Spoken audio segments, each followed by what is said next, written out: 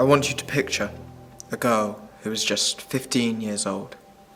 She wakes up for school one day, like any other day. She says goodbye to her mum, like any other day. And she sets off to walk to school, like millions of other schoolgirls across the country. Makes the walk to school, the same one she makes any other day of the week. As usual, she waited at the bus stop on Wellesley Road. From there, she would get a bus to her school.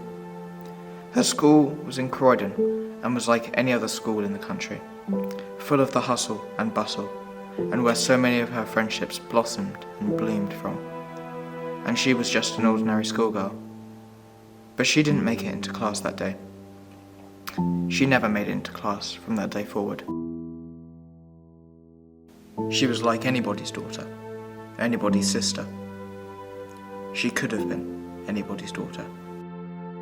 She loved to cook and sing. She was passionate about gymnastics and drawing, and she loved to listen to music and be with her friends.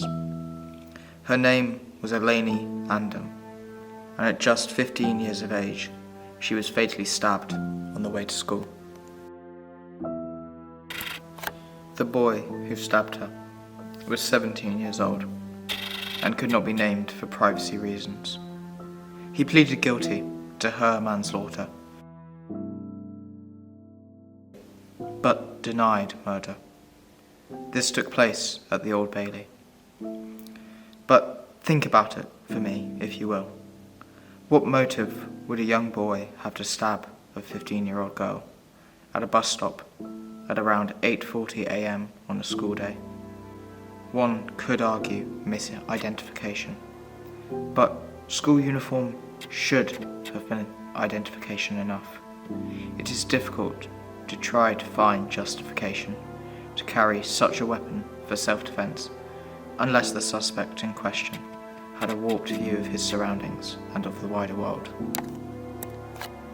The boy pleaded not guilty to charges of carrying a knife in a public place. The knife in question was a 30-centimetre blade that was alleged to have been drawn from the waistband and used to stab Andam multiple times in the neck before the assailant fled the scene. Eyewitness claims lead the prosecution to allege that he was wearing a mask and gloves, which in turn leads one to believe that they left the house that day with the intent to harm an individual. But the boy claims he didn't mean to kill. Knife crime is the most prevalent problem in London today.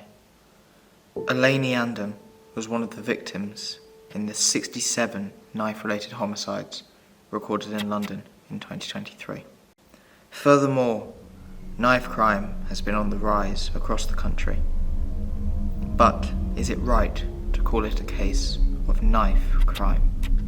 This seems to place the burden upon the knife itself. If a knife was on a table, it couldn't kill. It is a tool, and tools are used to carry out a task. To call a murder the result of knife crime would be the same as acquitting the individual because the knife is the one that did it. Though, be what it may be, more knives are on the streets.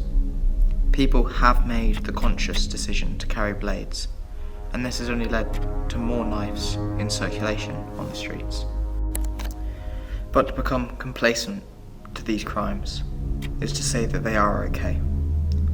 Each person that dies to a knife has died to an intentional perpetrator and were robbed of their lives far too soon. During her eulogy, Eliaane Andam's aunt called her a beautiful person, inside and out. Following her funeral, a vigil was held, 1 week after that fateful day of her stabbing. Flowers and candles were laid out at the bus stop on Wellesley Road, with one letter reading, "My mum will look after you up there."